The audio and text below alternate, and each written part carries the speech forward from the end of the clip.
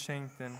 3 Wochen hast du gelitten, zu Gott hast du gefleht inmitten. Wir sahen dir verwelken wie Gras und die Nelken. Gott schenkt Gnade zu jeder Zeit, zu sein mit ihm in Ewigkeit. Gott sah, dass du müde seist, nur keine Heilung es da heißt.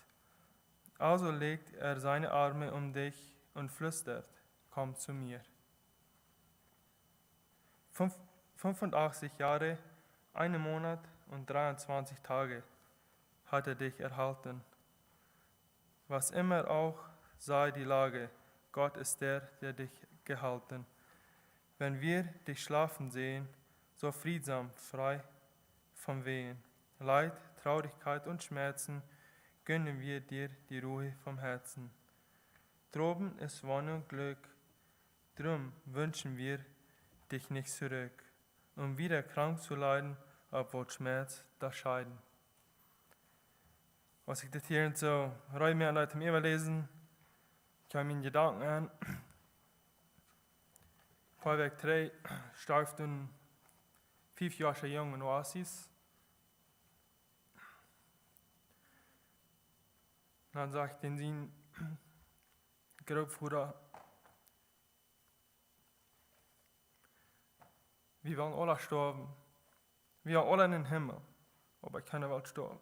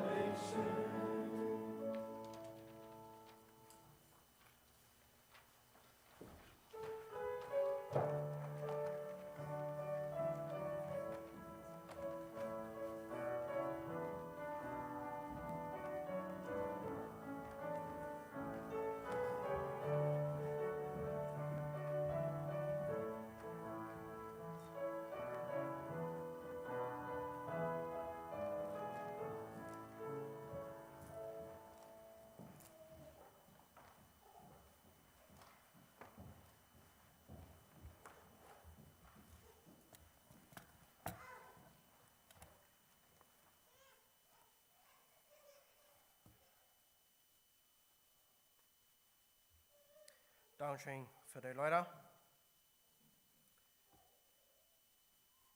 Die Leute werden bad, Leute, die unwirklich geplant sich mit der Botschaft, die ich von dir reingemerkt habe, zupassen tun. Die werden Leute von der Heimat im Himmel. Und dat dort herrlich schön wird sein. Und das Thema, was ich von dir habe geschrieben, unsere ewige Heimat, oder uns ewiges Haus.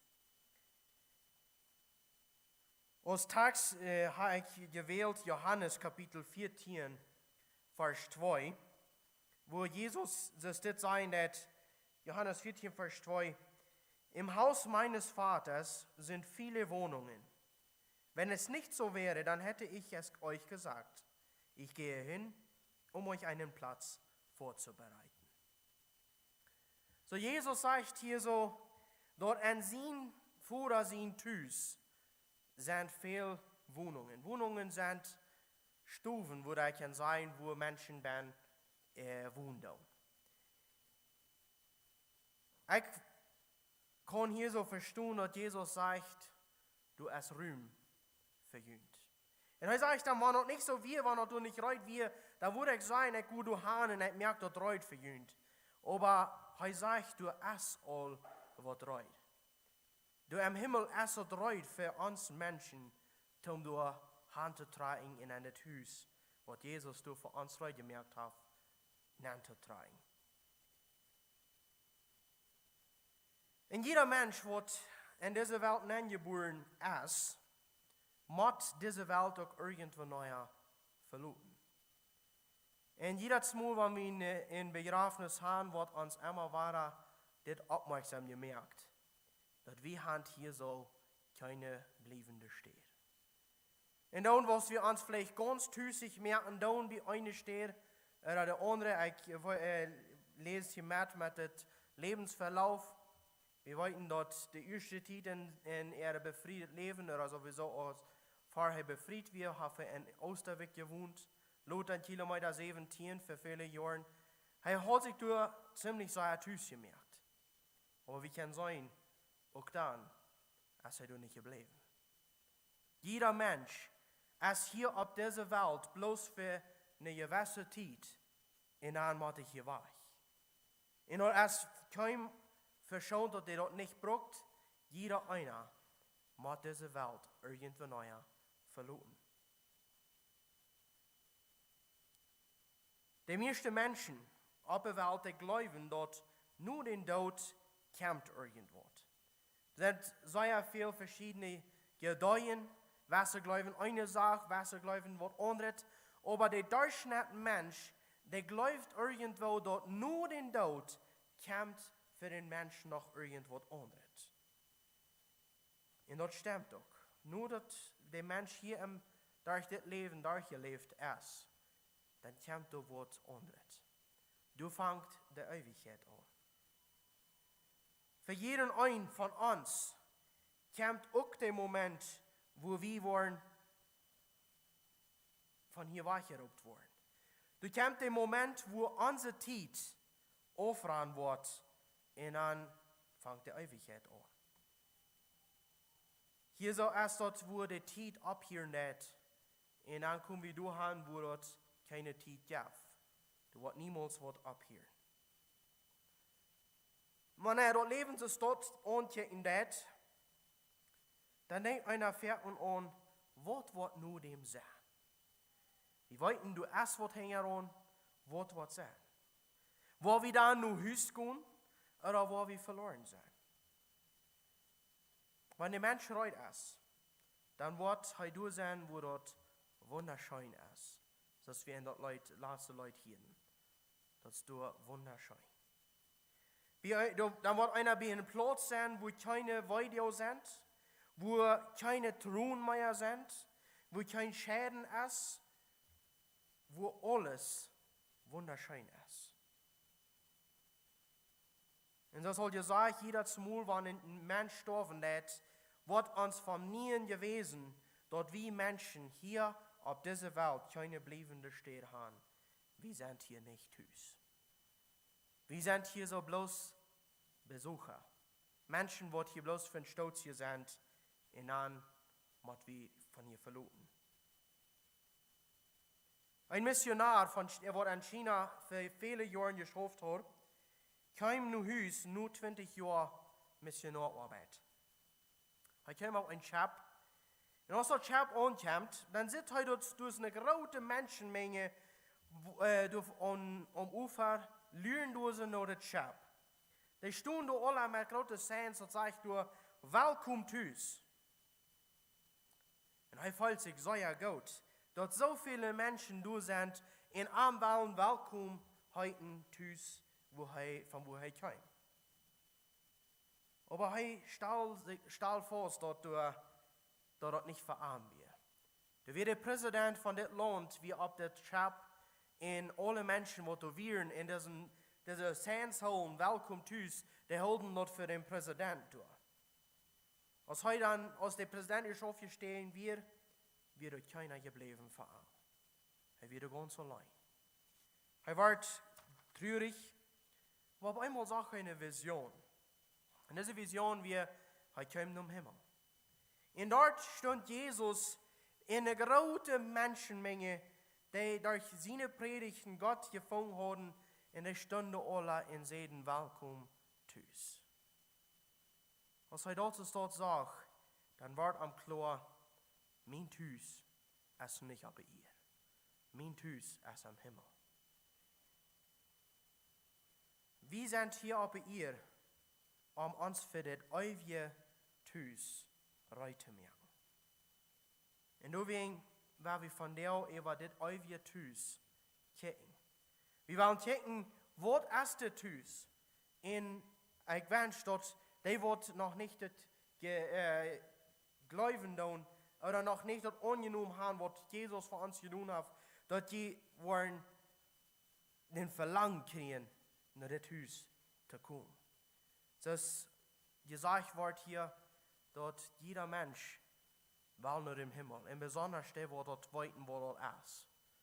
Wir können wohl sterben. Um zum Himmel zu kommen, müssen wir sterben. Aber so viele Menschen sind nicht reut. Und ich wünsche, dass wer immer diese Botschaft von dir hört, wird ein Verlangen kriegen.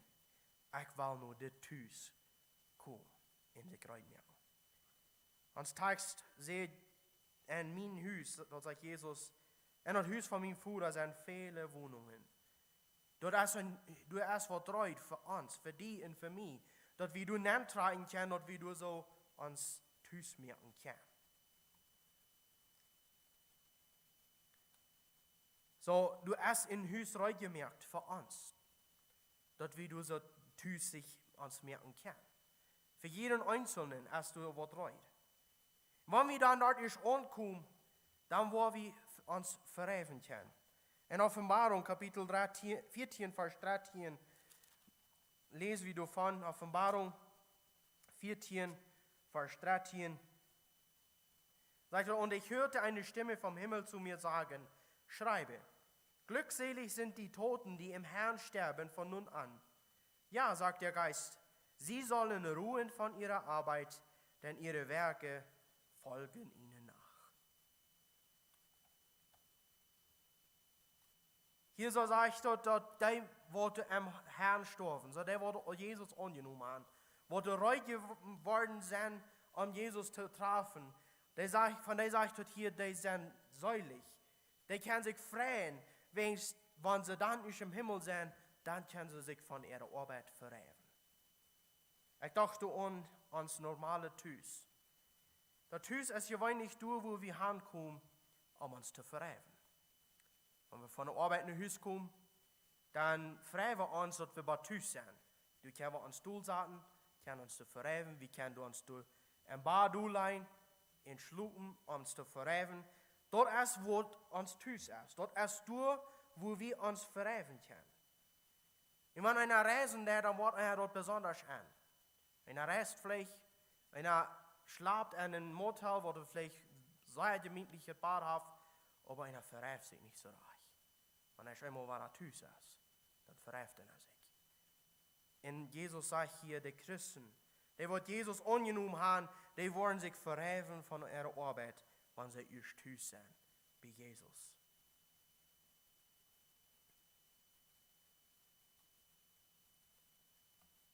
Also, das Hüs ist für uns heute gemerkt, in du, wo wir uns verheven. Aber wo ist das Hüs eigentlich? Wenn wir an ein irdisches Hüs denken, dann haben wir uns gewöhnlich gewisse Vorstellungen, wo ein Hüs sein soll. Das erste ist, das Hüs soll gemütlich sein. Wenn wir in ein Haus kommen, dann soll es doch gemütlich sein, wo wir uns wirklich ganz selbst sein, wo wir uns maglich fühlen können, vielleicht die Beine herleihen, wo das einfach maglich ist. Dort ist eine Vorstellung, wo ein Hüs soll sein. Ein Hüs soll auch als Vorstellung soll Schmack lohnen. Viele früher schaffen die ganze Vorjahr über, so sei es zu kennen, die durch den Sommer vielleicht auch noch, tun dort den Schmack geblomen für die haben. Das Hüs soll Schmack lohnen, das soll antreibend sein. Dort, wenn sie in ein Haus kommen von irgendwo, dann fühlen sie sich gut, hier ist das Schmack, hier ist das gemütlich. Das soll rein sein. In verschiedene andere Dinge. Über das ewige Hüs, was im Himmel für uns gemerkt ist, sagt uns die Bibel auch angeht, wo das sein soll. Wir wollen einige Punkte betrachten über das Hüs. Das erste ist, du wirst kein Vergängliches sein. In Matthäus Kapitel 6, Vers 20 redet Jesus über das Vergängliche und Nicht-Vergängliche. Matthäus 6, Vers 20, sammelt euch aber Schätze im Himmel, wo weder Motten noch Rost sie fressen und wo die Diebe nicht nachgraben und stehlen. Hier redet Jesus von, dort wie Menschen sollen uns diese Schätze im Himmel anschaffen. Wir sollen dafür schaffen, dort wie dort irgendwas haben für uns. Wenigstens, er sagt, du wirst keine Motten sein, du wirst keine Rost sein, du hast nichts, was das verdorben kann. Das wird nicht vergehen, das wird für immer du bleiben. Hier, wenn wir hier sind, wir wollen alles verjährt. Und dann, was wir haben, kann man es vielleicht nicht irgendwas, nie ein Truckfleisch oder nicht Fuhn oder irgendwas, in eine ganz kurze Zeit, dann ist das alles nicht mehr nie. Das verjährt. Das geht weh. Das Leben sogar an sich, das verjährt. Der Körper, der verjährt. Alles, was hier auf dieser Welt ist, als das ausgestellt, dort vergehen wird. Noch auf das nicht auf dieser Welt gegeben, wird nicht irgendein Tag wird vergehen. Und wenn du noch so sieht, was die Dinge sind, und für viele Jahre, du wird der Tag kommen, wo Jesus sagt, der ihr wird verschmelzen, das wird rein alle vergehen. Aber dort so, als nichts wird vergehen wird, da wird alle bleiben. Zweitens, das Hüs ist ein Paradies. Wenn wir an ein Paradies denken, dann denken wir an eine Stadt, wo dort besonders schön ist.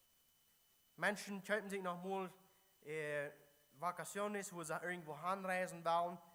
Und dann wird ihnen gesagt, das, wo wir dort sperren sich mit, das wollen wir im Paradies werden. Und was meinst du mit? Das war da wieder möglich. Du wirst das bedeckt, so viel als sie eten können, wie immer du. Du wirst, das sagt du Schmack, dass wir einfach eine Stelle, wo sie das sperren, dort wie alles, so dass der Mensch sich dort einfach das wünschen kann. Dort wird ein Paradies ist. In der Bibel redet davon, dort, wo wir hinkommen, ist ein Paradies. Und Jesus sagt dort zu den Mann, der besiegt, gekreuzigt wird, in Lukas 23, Vers 43. Und er sagt dort Jesus, und Jesus sagte zu ihm, wahrlich, ich sage dir, heute wirst du mit mir im Paradies sein. Von der wirst du mit mir im Paradies sein. Was passiert da? Das Mann ist starb. Und Jesus sagt, von der wirst du mit mir im Paradies sein. Wenn ich sage, du sollst teuer sein, dass heute wird ein schlechter Mensch, heute sündig, du wirst mit mir im Paradies sein. Du, wo dort wunderschön ist, wo nicht fehlen wird, wo dort einfach das Beste ist, was der Mensch sich denken kann. Du wirst sein. Dort ist die Heimat, das Tüß, wo wir haben wollen, wo das ein Paradies. Der nächste Punkt, dort wie dort Tüß, ist kein Tod. Wir sind hier von der Hand Tod gekommen, wenn eine Person gestorben ist. Wir wollten dort allen von uns trifft der Tod ein nach. In unsere Familien kommt Tod nicht. Aber im Himmel ist kein Tod. Johannes, Kapitel 10, Vers 28. Du sagst, Jesus existiert und ich gebe ihnen ein ewiges Leben und sie werden niemals umkommen und niemand wird sie aus meiner Hand reißen. Jesus will ewiges Leben geben und wenn wir im Himmel am angekommen sind, von du wieder Wort du kein Tod mehr sein. Du war wie für ewig leben. Der Tod ist eine von den Sachen, wo die Menschen damals über den Stich gehen will. Besonders dort die Menschen darum eingestorben sind. Der Tod ist, was ein Mensch nicht gleichen hat. Und hier so sagt Jesus, dort will uns ewiges Leben geben. Im Himmel, in dieser Heimat, wird kein Tod mehr sein. Dann, dort ist dort wunderschön. Und du hast eine sehr schöne Beschreibung von einer Offenbarung, Kapitel 21, Vers 18 bis 21. Du sagst Johannes ein Bild von dem ewigen Haus, das Haus, wo wir hinbauen.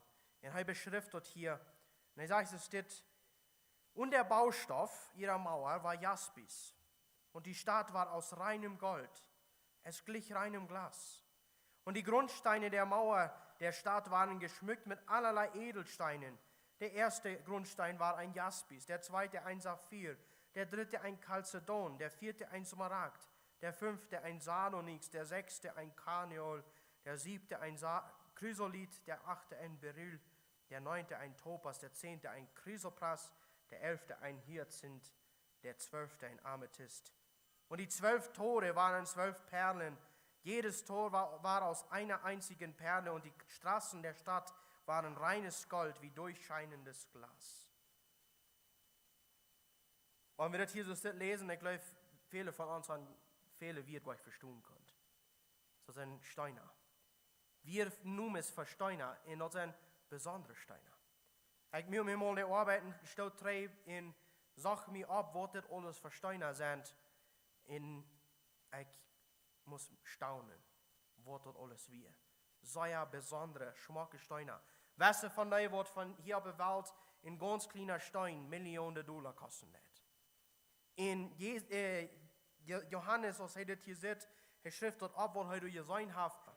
Der, wo wir von der schon haben, wo wir Bühnen am Bruck wie Gravel oder Kaliche oder irgendwas, wo wir einen Grund von Märkten tun, da bühen wir ans Haus ab.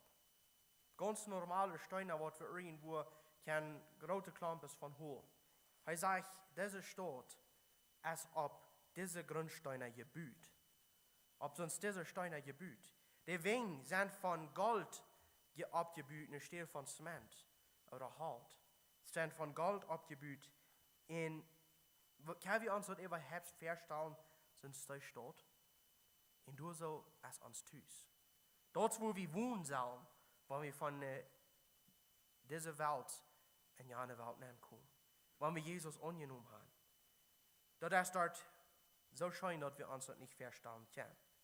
Und dort ist kein Tempel.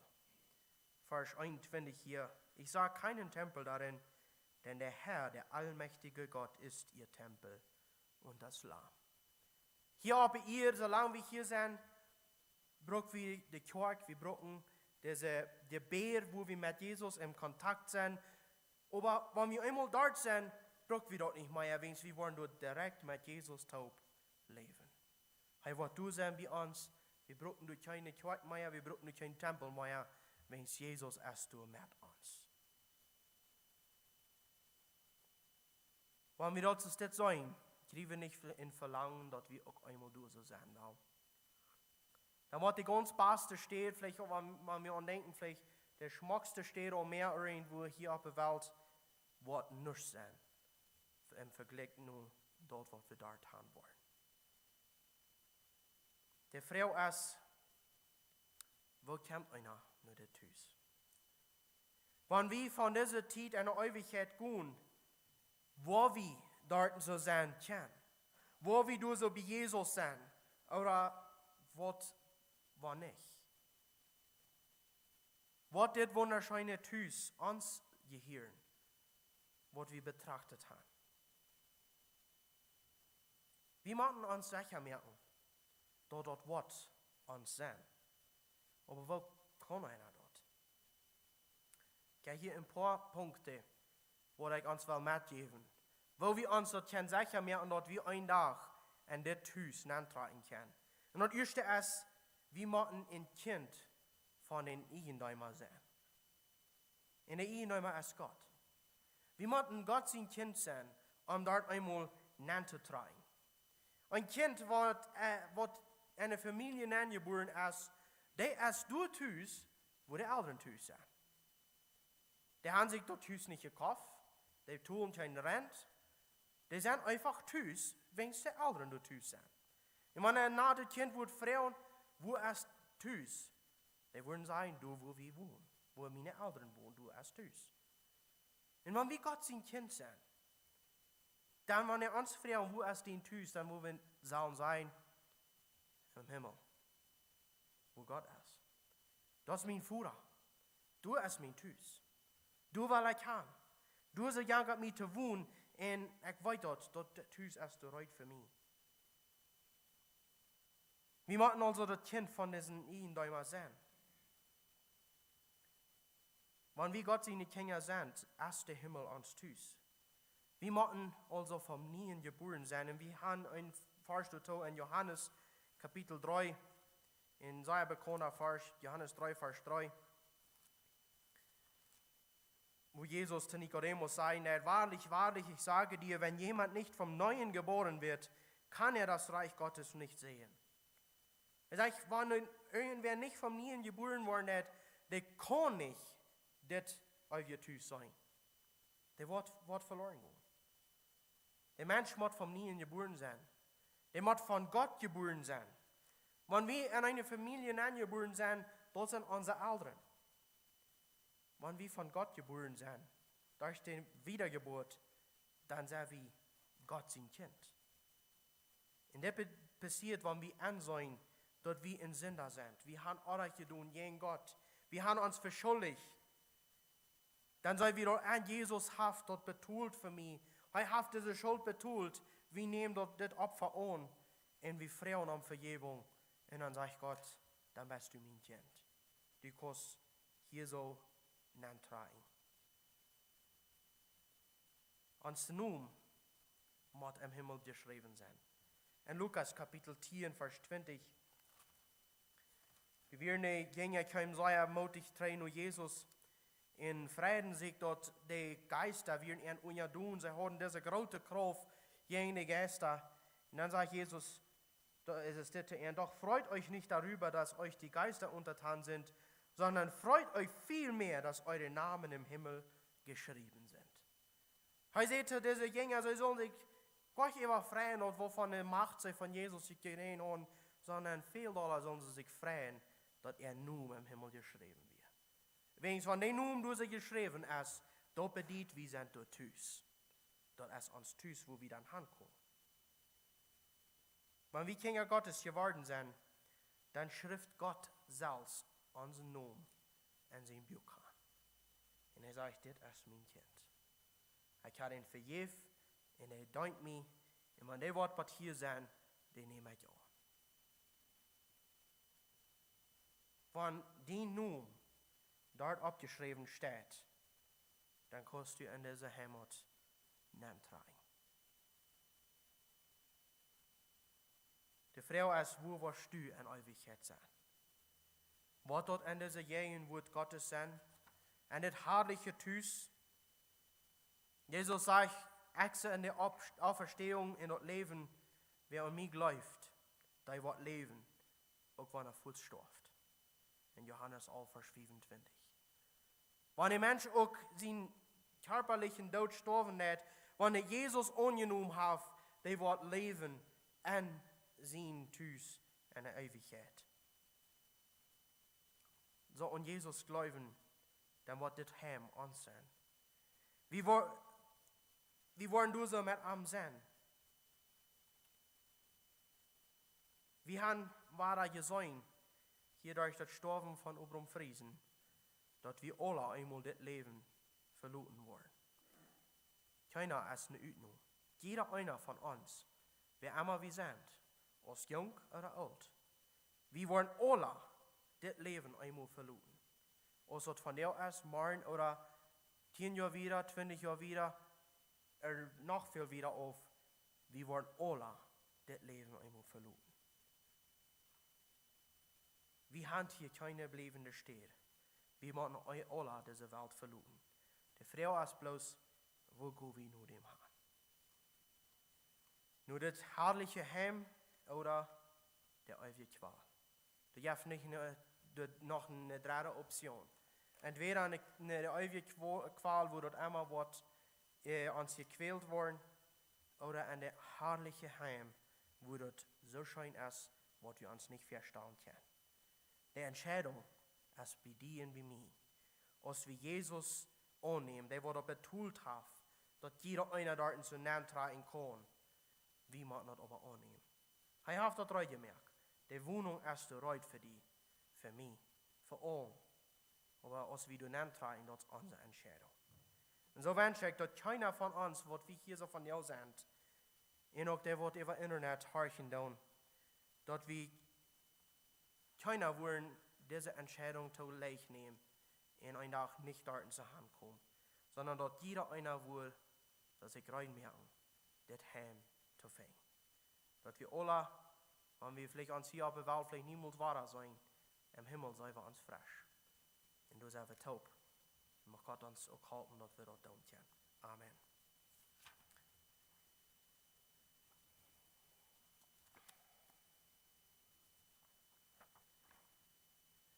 Wir wollen noch ein Lied taub singen.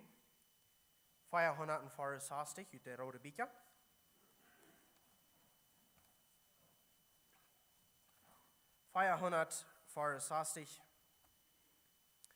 Die Zeit ist kurz, Mensch sei weise.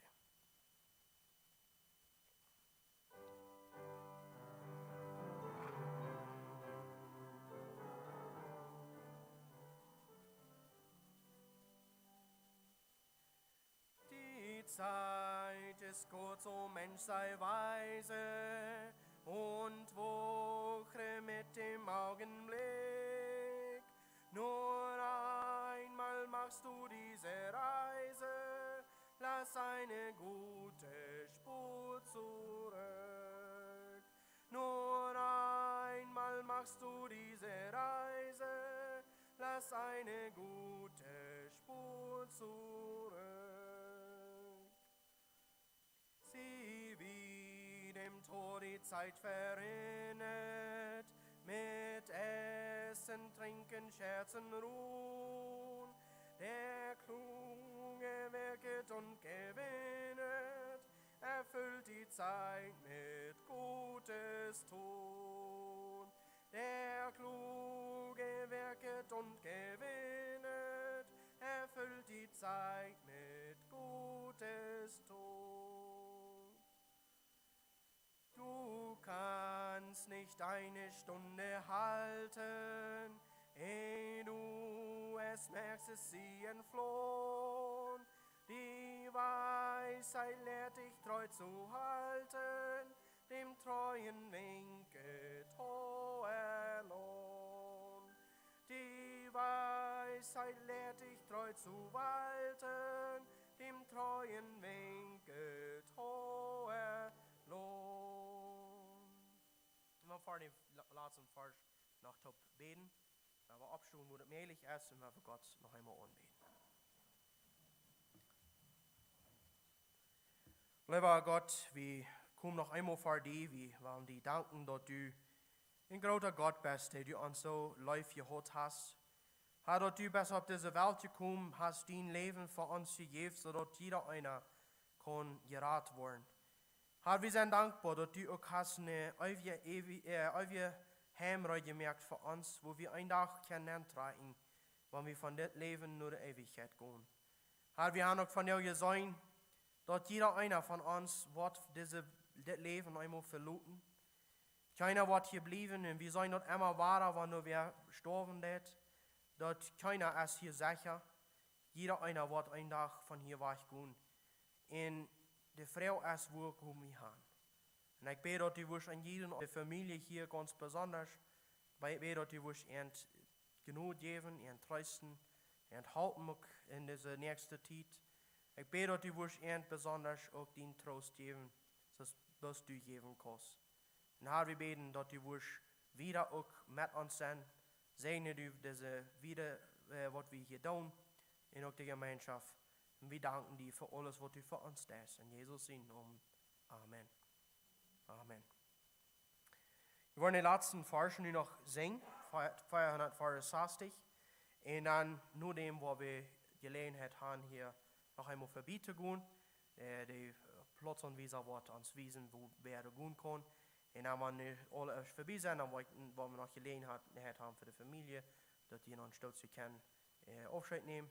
Und dann wollen wir noch im Grabhof gehen und dann durch die Bestattung tun. Nur dem ist ein fassbarer gemerkt, wo ihr alle auch willkommen sind, dabei zu sein. Und dort wird du oben im Gymnasium sein, dort große Gebiet, wo du wieder dort noch ist.